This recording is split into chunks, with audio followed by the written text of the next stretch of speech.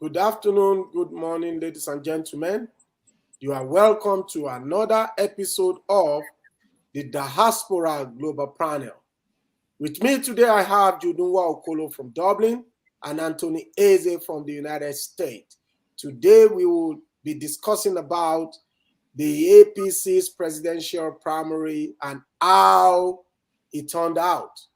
Congrats to Bola Ahmed Tinubu, the Ashiwaju, for his electoral victory, a keenly contested election, and how he eventually emerged as the APC candidate for the 2023 presidential election. Tony, good afternoon, good morning, good evening. Yeah. Yes, about the emergence of Tinubu. What is your initial impression? Yeah, Kunle. Jude, welcome to the program. Yeah. I think the procedure was very authentic. People were impressed the way it was conducted. The expected, in a way, happened, and it kind of downs a lot of anxiety and pressure of the ruling president imposing somebody on the party. But when you go to the details, it brought out the ugly part of Nigerian politics. It was like money played a very big role on the ground. But on the surface, it went out smoothly. But when you now realize a lot of bickering on how money is being shared, how much is given, people are even fighting in some states how to share the money. It then become so ugly to some of us because we thought that it was winning on popularity or past experience, but you find that it's monetary politics. It was spaced out there how much each of the candidates were able to give out to delegates in order to vote for them. So it's like buying the nomination. But in Nigeria, once the masses get their money, they are not worried about the outcome again. But on the surface, the conduct of the election looks it was a better picture if he had remained on that level, because you see how organized the scene was, you see how people were moving freely to exercise their vote. But at the end of the day, we know they did not do it willingly. Thank you, Tony. Actually, what you said, I share most of it because I watched videos how delegates were like, arguing, fighting about money, and I read as well, you see, in the news, especially what happened amongst the Anambra delegates, how some of them, went away with the money without actually sharing, and how some of them even under declared, how much was given to them. So we know that a lot of money exchanged hands, but this is Nigeria and we cannot avoid that. Jude, what is your initial impression about the emergence of Ashiwaju Bola Ahmed Tinubu? Yeah, thank you so much. Very good. I think he deserved to be there to win it because like we see during the campaign, he looks to be the only person who we think can withstand the other contestants, other people there who are contesting for the position. So for him to become victorious, to win the primaries, looks okay. The only thing there is the vigor, the stress of the election. That's why people are bothered about how he can be able to withstand the stress of the campaign going forward. He has experience. Uh, we can see, well, he wants to do something like he said, and we have to give him another opportunity. Hopefully, if he wins the election, that'll be fine. Okay. That's all I have to say at the moment. Yeah. Okay, thank you. You see, a lot of people condemned Asiwaju Bola Ahmed Tinubu about what he said when he said, "It's my turn now." You know, and I know that Tony also said something about it, that we have candidates, that the only reason why, I'm quoting Tony, the only reason why he wanted to become the president is because he said, "It's my turn." Yes. You know what? I kind of learned a couple of things from this guy. Because you know what the Bible says, that the kingdom of God suffereth violence, and the violent take it by force.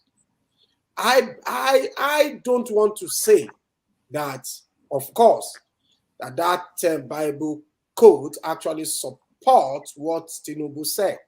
But then what I learned from this guy is that, you claim what you think is yours. You stand up and say, yes, it's my turn. I'm capable. I can do it. This is what I did in Lagos. Honestly, when people were condemning him, I never did. Okay. And after what happened, how we started seeing heavyweights, stepping down for him, I must confess to you that I think that this man, Asiwaju Bola Ahmed Tinubu, is a master politician. Tony, can I just add? Of course, it's going to you. Yes.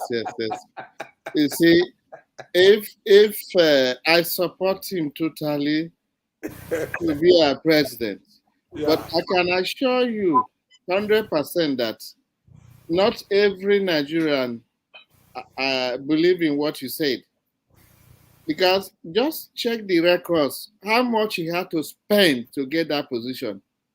If he has gone ahead to go in on personal experience and his status, and the delegates voted based on respect and what he can achieve, I can support that your statement. But go and find out how many billions went into this nomination. Just the nomination, we are not talking about. But you know what, Tony? Everybody spent billions. Even Peter Obi, even Atiku. We are not really selecting any particular politician. All of them. This is the order of the day in Nigeria. It's monetized politics. Yes, it's monetized. Therefore, we should not praise any of them for coming on top, because they did not come on top on a platter of gold. They paid for it. Every one of those politicians, even those who stepped down for him, go and verify. They did not only step down because they love him. They receive something in return, or something in abeyance that will come if he wins. So we are very happy that at least it appears power is moving to the south. But we should not give them too much credence, as if they are nominated based on their personal recognition. It's like when you go and buy something in the supermarket, are we going to praise you for paying to buy it? It's only when you walk into a supermarket and some goods are handed over to you based on your personal recognition. Yes, it can do for hard for you. He went for nomination, he paid for it, he got it. And we support him for now. Yes, Tony, what I'm trying to say is that, even though money is not everything, I can give you examples of Nigerian politicians that spent a lot of money. If they spend a lot of money in the nomination and they never emerge. Okay? But I'm just saying that because, to win a presidential primary, and this cut across all the political parties, PDP, APC, and Labour, even for Peter Obi, the fact that he was able to strategize, withdrew from PDP, went to Labour, and got the nomination. I think it's something that we have to doff our heart for them.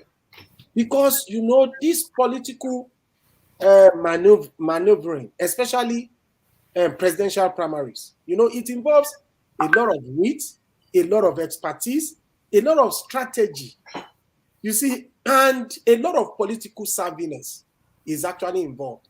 So I'm not saying that because all of them spent money, even the VP, I heard how much the VP gave to delegates.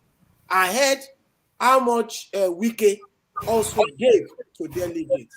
I also read how much Ahmad Lawan gave to delegates. But the fact that this man, even, you see, we must not discount his health, actually, because it was obvious.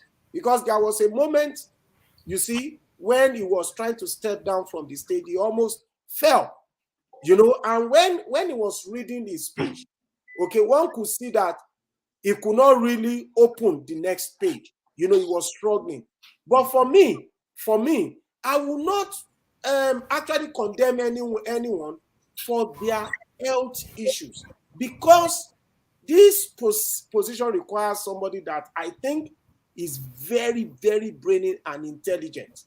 Okay, let me just pass it to Jude. Okay, in terms of, you heard what Tony said, okay, that money played a major role and that we should not be praising them. Do you not think for this man to emerge that he deserves some praise, that this is a master politician, you know? Jude. Yes. Well, you see, what thing about Tinubu is that he's focused. What he wants to get, he wants to get it. You can see all the speeches he has been saying. It's my turn, and he persisted, and he got it. So that's a mark of a winner. You know, whatever it takes for him to get it, he did it. He did it. Yeah, that's what I like about him. He didn't give up. People are talking about his health. He never gave up. And he continued in the race. Who knows? Probably the health might get better, because he wouldn't be. I think the stress of thinking if I'm going to win this primaries might have contributed to his health as well. So he might in future get better. And after he has assumed office, if he will win the office of the presidency, he might get better. But Tony is making a very good point there. That money played a very, very good, important role. But you see, the more you get, the more you give. He happens to have the upper hand, give more. And apart from that, Tinubu is a well-noted man all over the country. For fame, he's famous. And I don't see anyone among them that would have competed with him. You know, so he deserved to win, and he played the game well. You know, so I don't know if that's who Nigeria wants. Many of them step down for him because they know better than us. They are close to him. They know what he's capable of doing, and they step down for him. So I give him kudos. I give him credit for that, for winning the primaries. Yeah. So I don't have any complaint. I've done to say about that. He has won the primaries. Let's see what's going to happen next. That's all I'm going to say. Yeah, and I'm sure why you said that, you know, is because we know that all of them spend money. You see, you want to congratulate Peter Obi for eventually emerging, because we know that, you know, when they announced him as the candidate of the Labour Party, you know, a Spencer group said no, they have their own presidential candidate. And it seems that has been resolved now. Peter Obi was officially announced as the candidate of the Labour Party. We also want to congratulate Atiku+Abubakar for emerging as the candidate of the PDP, and Asiwaju Bola Ahmed Tinubu, you know, for emerging as the candidate of the APC. On the Diaspora Global Panel, we are not supporting any political party or any candidate. You know, when we come on here, We have our personal preference, but then we try to make sure the analysis we give is unbiased. So, and I trust Tony, I trust Jude to give our panelists, unbiased opinion, And then one thing that I think we have to say on Diaspora Global Panel is this. Although I want to repeat it, we have our personal preferences, but what we try to do is to give unbiased opinion on the events happening in Nigeria. So we want to congratulate them once again for Imagine. Tony, but the news broke. Honestly, I tried to verify it. I made a couple of calls, okay, to my friends that I know are politically connected and savvy. Some of them are journalists, and I know that you must have done your homework as well. Because this news emerged that Atiku was planning, or is still planning, to meet Peter Obi and Kwankwaso, you see, and to form some form of alliance to ensure that Bola Ahmed Tinubu was defeated, or is defeated, sorry. So, like I said, I tried to verify. A couple of people said, yes, the move is ongoing. Because with Peter Obi in the race, and Peter Obi, according to an analysis, that because the Igbos usually vote the PDP, so if Peter Obi is in the race, that means Peter Obi would snatch some of the votes that would have gone to Atiku. That means reducing Atiku's total vote, thus giving Asiwaju Bola Ahmed Tinubu a kind of some kind of edge in the presidential election. So, Tony, can you do the analysis for us? Because I must say that Tony, I shared a short clip of your prediction, and it has come to pass. I shared it, and we will share it on Diaspora Global Panel. What Tony predicted and how it came to pass. Tony, over to you. Yeah, thank you, Kunle. You see, what happens in Nigerian politics is that all that glitters is not gold. There is a lot of maneuvering among these politicians. That's why I don't respect any particular politician, especially because most of them belong to this same group. They serve their own personal interests first before they remember the common men in Nigeria. Now, and again, the press and the social media are very, very smart again in confusing the people. Oftentimes, they will bring up a meeting that happened maybe 2015 when P2B was his running mate. So unless one can confirm credibly, which without even confirming, we know there should be underground movement among these midnight meetings among these politicians. Because the outcome of the result from both bigger parties created a lot of fear. APC, they were not expecting Atiku to emerge. Yeah. Okay. Yeah. Now that he has emerged, and for him to create an impact, he must, it's non-negotiable, he must need a southern running mate, which must not be from the southwest. To create an impact, he needs an southeast for let's just southeast. He needs southeast or south running mate. Okay. Tinubu, by your standard, cannot go any other place to pick a running mate except the North. The North cannot decide, is it the North East or whatever, but it must be a Northerner to balance the equation. But what is going on now is that a lot of things that had not been happening in past is happening right now, which for you and I who don't live in Nigeria, we cannot confirm.